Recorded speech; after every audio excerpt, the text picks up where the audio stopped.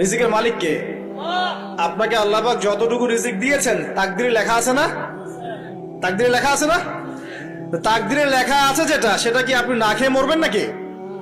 যদি আপনার তাকদিরে থাকে যে আপনি 50 বছর বাঁচবেন আর 50 বছরে আপনি 500 মন চাল খাবেন, কথার কথা, ওই চালের এক দানা বাকি থাকতে আপনি মরবেন? মরবেন না। তাহলে রিজিক কি আমার সাথে সম্পৃক্ত না আল্লাহর সাথে সম্পৃক্ত? এই বিশ্বাসটা করতে হবে। তো দাড়ি রাখলে কি মেয়েরা পছন্দ করবে না নাকি?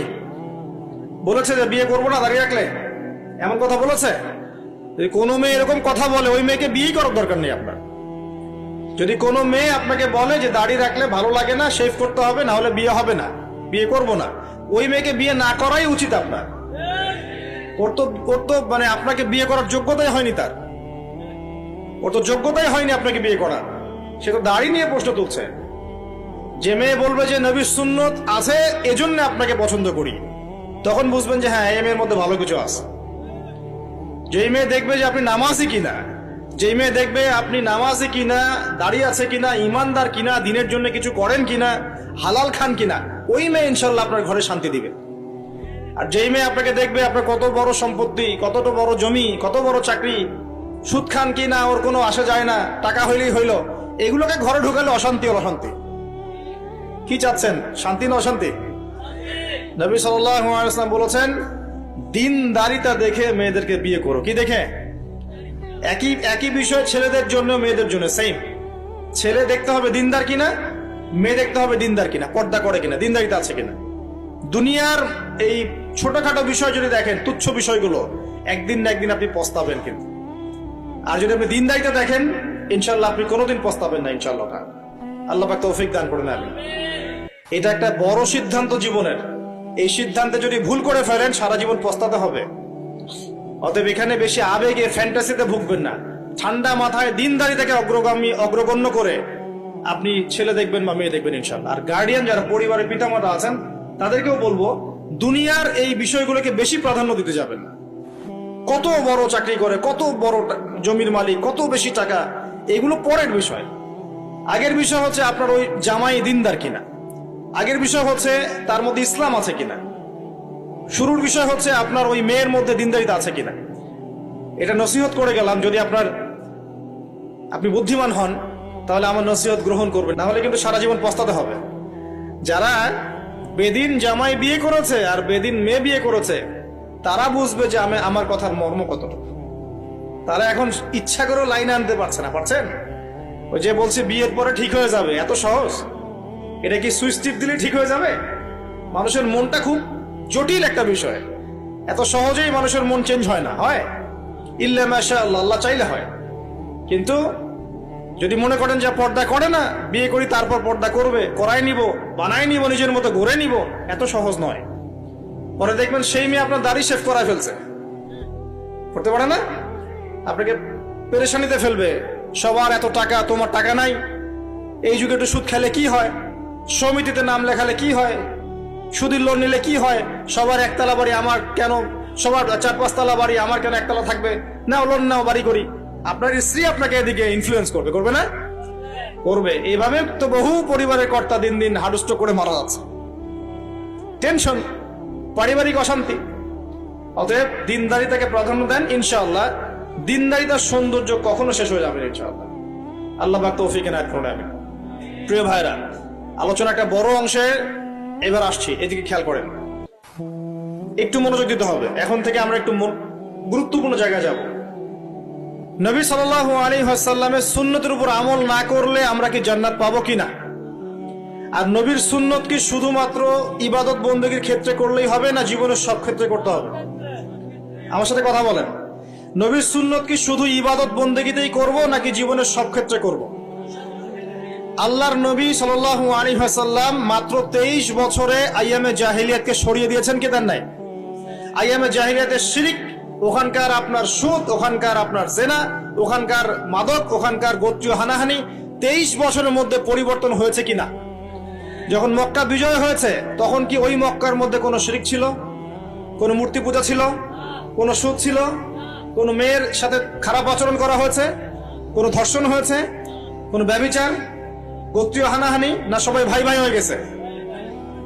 23 বছরের মধ্যে আল্লাহর নবী কি এমন করলেন যাতে একটা অন্ধকারাচ্ছন্ন সমাজ আলোকিত হলো? কি এমন করলেন, কে বলতে পারবে?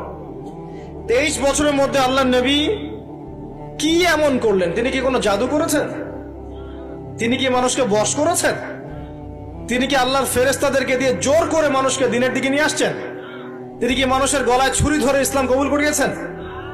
এই কোনো কাজই আমাদের নবী মুহাম্মদ সাল্লাল্লাহু আলাইহি ওয়াসাল্লাম করেন নাই। করেছেন? বরং তিনি মানুষের কলব, মানুষের হৃদয়টাকে পরিবর্তন করে দিয়েছেন। বলেন সুবহানাল্লাহ। মানুষের হৃদয়ের মধ্যে আগে কুফর ছিল, আল্লাহর নবী সেখানে ঈমান ঢুকিয়ে দিয়েছেন। মানুষের হৃদয়ের মধ্যে আগে শিরক ছিল, আল্লাহর নবী সেখানে তাওহীদ ঢুকিয়ে দিয়েছেন। মানুষের হৃদয়ের মধ্যে আগে হারাম ছিল, নবী সাল্লাল্লাহু আলাইহি ওয়াসাল্লাম হালাল ঢুকিয়ে দিয়েছেন। মানুষ আগে বস্তুবাদী ছিল, দুনিয়া কেন্দ্রিক ছিল, আল্লাহর নবী মানুষকে পরকালমুখী করেছেন। মানুষ আগে আল্লাহকে চিনত না, আল্লাহর নবী মানুষকে আল্লাহকে চিনিয়েছেন। মানুষের কবর, হাসর, জান্নাত, জাহান্নাম নিয়ে এত চিন্তা ছিল না, আল্লাহর নবী তাদেরকে পরকালীন জীবন সম্পর্কে সচেতন করেছেন। করেন নাই? কিভাবে করেছেন? উত্তর, নবী সাল্লাল্লাহু আলাইহি ওয়াসাল্লাম দুইটা উৎস দিয়ে করেছেন। কয়টা উৎস ভাই? 1 নাম্বার আল্লাহর কিতাব মানে আল কোরআন, 2 নাম্বার নবীর সুন্নত মানে কি? হাদিস। আমার সাথে কথা বলেন। 1 নাম্বার কি? আল্লাহর কিতাব মানে কি? আল কোরআন। 2 নাম্বার নবীর সুন্নত মানে হাদিস। এই কোরআন এবং হাদিসকে কেন্দ্র করে মাত্র 23 বছরে নবী সাল্লাল্লাহু আলাইহি ওয়াসাল্লাম পুরো জাহিলিয়াতের চিত্রই পাল্টে দিয়েছেন। পাল্টে দিয়েছেন কিনা? আচ্ছা, কিভাবে? উত্তর, নবীজি এবং সাহাবীরা সর্বপ্রথম তারা সবাই কোরআন তেলাওয়াত করা জানতেন। 1 নাম্বার, ঠিক আছে? তার মানে সমাজ পরিবর্তন করতে হলে আমাদের সবাইকে কোরআন তেলাওয়াত করা শিখতে হবে। 2, নবী এবং সাহাবীগণ সাল্লাল্লাহু আলাইহি ওয়াসাল্লাম কোরআন শুধু তেলাওয়াতই করতেন না, কোরআনের অনেক অংশ, প্রায় পুরো অংশই তাদের মুখস্থ ছিল, ছিল না? তাহলে আমাদের কোরআন মুখস্থ করা লাগবে কিনা? পুরো অংশ না পারি, অল্প একটু করা লাগবে কিনা? অথবা এতটুকু না পারি, 1 পারা পারবো কিনা? 1 পারাও না পারি, নামাজের জন্য উপযুক্ত সূরাগুলো মুখস্থ করতে পারবো কিনা? পারবো না? সারা জীবনে কম পড়াশোনা করেছি? প্রচুর পড়াশোনা করেছেন, তাহলে কোরআনের ক্ষেত্রে কেন পিছিয়ে থাকবো? থাকা যাবে? যাবে না। ওই যে বারবার একটা কথা বলি, 15-20 বছর পড়াশোনা করে 15টা সূরা শিখছেন না। 15 বছর পড়াশোনা করে আপনি 15টা হাদিস শিখছেন না। শিখেছেন? 15 বছর পড়েছেন, 10 জন জান্নাতের সার্টিফিকেট প্রাপ্ত সাহাবীর নাম বলতে পারছেন না। নবীজির 10 জন স্ত্রীর নাম বলতে পারছেন না, তার জীবনী বলতে পারছেন না, ঈমান ভঙ্গের কারণগুলো বলতে পারছেন না, কোনো কোনো ক্ষেত্রে ওযুর মাসআলাগুলোও বলতে পারছেন না, কোনটা ফরজ কোনটা সুন্নাত। এমন আছে না? এবং এদের সংখ্যা কি কম না বেশি? এদের সংখ্যা কোটি কোটি, এমন কোটি কোটি মানুষ আছে বাংলাদেশের মাটিতে। আমরা সবাই মাশাআল্লাহ দুনিয়াবি ক্ষেত্রে শিক্ষিত হয়েছি ঠিকই, কিন্তু দিনের বেসিক জিনিসগুলো শিখি নাই। আপনি দেখবেন, আমি দেখাবো। কে আছেন বলেন জান্নাতি 10 জন সাহাবীর নাম বলতে পারবেন? একজন ব্যক্তি দাঁড়ায় যান দেখি। যদি বলতে পারেন, আমার পক্ষ থেকে নগদ 1000 টাকা পুরস্কার। জান্নাতি 10 জন সাহাবী, এই দুনিয়াতেই তারা জান্নাতের সার্টিফিকেট পেয়েছেন। আল্লাহ নবী বলেছেন তুমি জান্নাতি, তুমি জান্নাতি, তুমি জান্নাতি। 10 জন বলতে পারবেন কেউ? কিন্তু বিশ্বাস করেন, আমি যদি এখন ধরি, কোনো পুরস্কার দিব না, 1 টাকাও ভাদিয়া নাই। আমাকে বলেন বাংলাদেশ ক্রিকেট টিমের 10টা প্লেয়ারের নাম বলেন, সবাই বলতে পারবে। পারবে না? 10 জন ইন্ডিয়ান নায়কের নাম বলতে বলেন, পারবে। 10 জন ইন্ডিয়ান নায়িকার নাম বলতে পারেন, পারবে। 10 জন আর্জেন্টিনার প্লেয়ারের নাম বলতে পারেন, পারবে। 10টা ব্রাজিলের প্লেয়ারের নাম জিজ্ঞাসা করেন, পারবে। এগুলো পারবে তারা। পারবে কি না? সত্যি কথা বলেন, পারবে কি না? অবশ্যই পারবে। 10টা বাংলা সিনেমার নাম বলেন, পারবে। 10টা হিন্দি সিনেমার নাম বলেন, পারবে। পারবে কি না? সত্যি কথা বলেন, পারবে কি না? অবশ্যই পারবে। না পারলে তো আলহামদুলিল্লাহ, আপনার জন্য দোয়া থাকবে যে পারেন নাই। কিন্তু বেশিরভাগ ছেলে পেলেই পারবে, বেশিরভাগ মেয়েই পারবে। মেয়েদেরকে জিজ্ঞাসা করেন 10টা সুন্দরী মেয়ের নাম বলো, ভারতের, পশ্চিমের, হ্যাঁ, সিনেমার, নাটকের, গায়কের, গায়িকার 10টা সুন্দর সুন্দর মেয়ের নাম বলো, বলে দিবে। পারবে না? জিজ্ঞাসা কর আজকে গিয়ে যে 10 জন জান্নাতের সার্টিফিকেট প্রাপ্ত 10 জন সাহাবীর নাম কি, দেখবেন বেশিরভাগই বলতে পারবে না। এই বিষয়টাকে আপনি কি মনে করছেন? বিগত 10, 20, 30 বছর থেকে আমরা দেখছি যে একটা অসুস্থ প্রজন্ম তৈরি হয়েছে।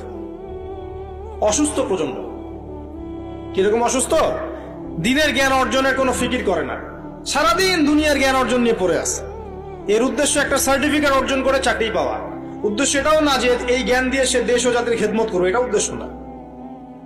অসুস্থ প্রজন্ম, জিজ্ঞাসা করবেন ইসলামের বেসিক জিনিসগুলো জানে না, বাইরের বড় বড় জ্ঞান তার জানা আছে, পুরো পর্যায় সারণী মুখস্থ কেমিস্ট্রি, 10 জন সাহাবীর নাম বলতে পারবে না, 10 জন নবীর নামও বলতে পারছে না। 10টা সূরা ধরলে প্যান্ট খারাপ হয়ে যাবে। একটা সূরা, সূরা ফাতিহা বিশুদ্ধ করে কোন আলেমের সামনে তেলাওয়াত করতে দেন, দেখবেন 10টা ভুল করে বসে আছে। অনেকে তো আলহামদুলিল্লাহ উচ্চারণ করতে পারে না। কেমন আছেন? আলহামদুলিল্লাহ ভালো আছে, আলহামদুলিল্লাহ ভালো আছে, আলহামদুলিল্লাহ। আলহামদুলিল্লাহ মানে কি? আলহামদুলিল্লাহ মানে সমস্ত প্রশংসা কার জন্যে? আল্লাহর জন্য। আর আলহামদুলিল্লাহ মানে সমস্ত ধ্বংস আল্লাহর জন্য। নাউযুবিল্লাহ।